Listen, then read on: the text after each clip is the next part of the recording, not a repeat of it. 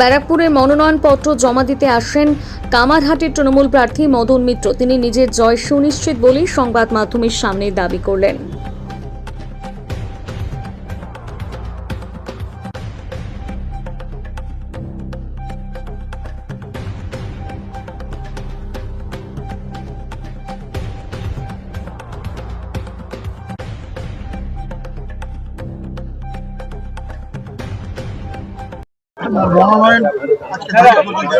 মনোনয়ন দিচ্ছি, মনোনয়ন জিতবো।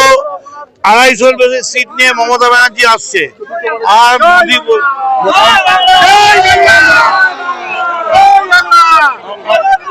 অমিত শাহ বলেছে 15 দিন থাকবে। আমি ওকে দাওয়াত দিচ্ছি 30 দিন থাকুন, একদম নমিনেশনে কাউন্টিংটা করার পর, তারপর মুখটা শুকনো করে নাকাব করে অমিত শাহ। দাদা মার্জিন কত হতে পারে মনে করছেন? আমার কাছে 50,000।